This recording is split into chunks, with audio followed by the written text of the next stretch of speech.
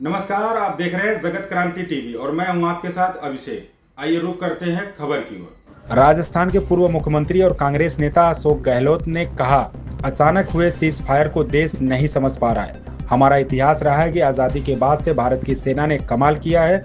हमारी सरकार की चुप्पी ने डोनाल्ड ट्रंप के हौसले बढ़ा दिए।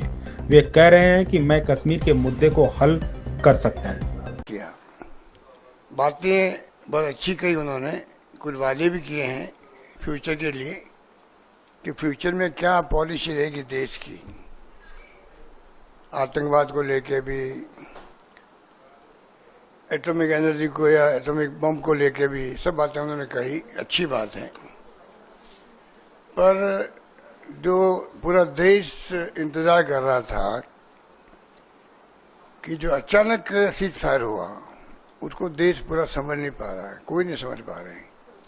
ऐसा कभी होता नहीं है कि वो भी गुप्त तरीके से सीक्रेट रख के कैसे हो सकता है। पब्लिक डोमेन में बात आती है कि हम चर्चा कर रहे हैं युद्ध कैसे रुके। हम भी नहीं चाहते युद्ध करना, क्योंकि सबसे अच्छा काम सेना ने ये किया, जिनको हम सब सलाम करते हैं। उन्होंने जो है पहले दिन ही जो अटैक किया, उसमें ना सिविलियन कोई जगह पर और ना कोई पाकिस्तान के सैनिक अड्डों पे भी नहीं किया, जबकि दुश्मन देश है वो अटैक कर सकते थे। सिर्फ और सिर्फ 9 जगह चुन करके उन्होंने अटैक किया जो आतंकवाद के अड्डे थे। तो पूरी दुनिया में इसकी तारीफ हुई और जो कुछ सेना कर रही थी सब अप्रिशिएट कर रहे थे। पहलगाम में जो घटना हुई, तो जो लोग 26 परिवारों के अलावा भी देश के हर परिवार के अंदर दुख का आभास हो रहा था और वो सोच नहीं पा रहे कि इसका क्या सब क्या काम लें, संवेदना के लिए भी। ऐसे माहौल में देश चल रहा था, अटैक किया गया, बताया गया 100 लोग आतंकवादी मारे गए। सब कुछ ठीक चल रहा था, सब कुछ ठीक चल रहा था। और हमारा तो इतिहास रहा है, आजादी के बाद से ही हिंदुस्तान की फौजों ने कमाल ही किया है। गोवा से बात शुरू करें अपन, गोवा में तो 61 में शायद उसको हमने छुड़ा लिया पुर्तगालियों से। उस वक्त भी युद्ध हुआ था। बचपन मुझे याद है, जब मैं खुद स्कूल में पढ़ता था तब की बात है। 74 में सिक्किम को छुड़ा लिया। अमेरिका का दबाव हिंदुस्तान पे हर वक्त रहा है, चाहे गोवा हो चाहे वो सिक्किम हो।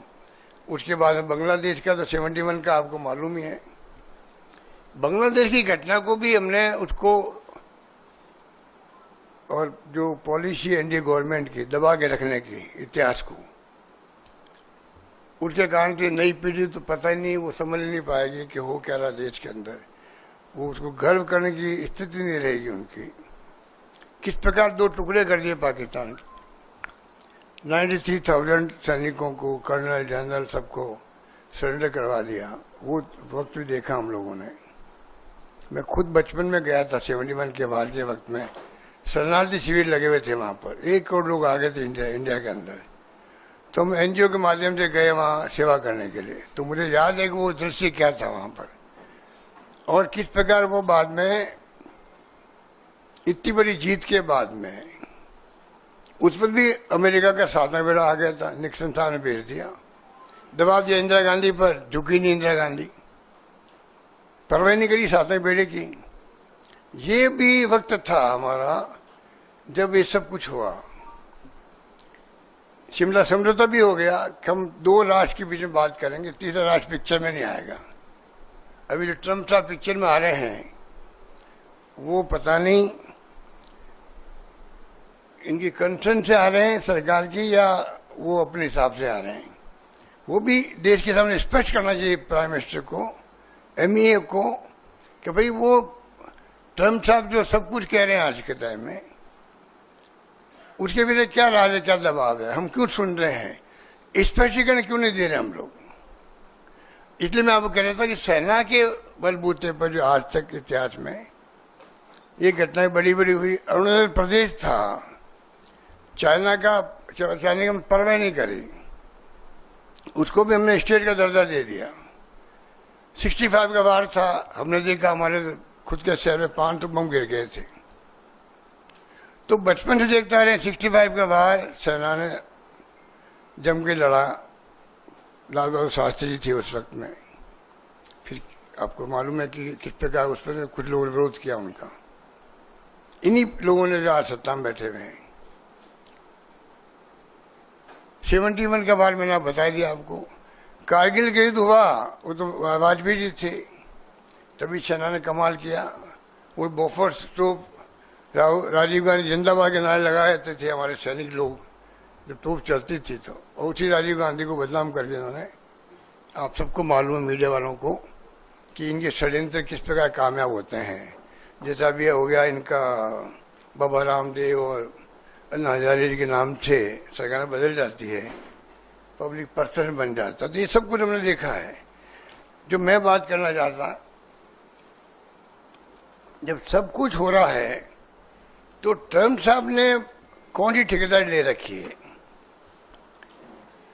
वो ठेकेदार बन गए खुद ही, या तो खुद बन गए या हमारी चुप्पी जो है हमारे देश के सरकार की, उस चुप्पी ने उनके हौसले बढ़ा दिए हैं कि सीज फायर वो कर रहे हैं कि रात भर मैंने मेहनत करी है हमारे लोगों ने।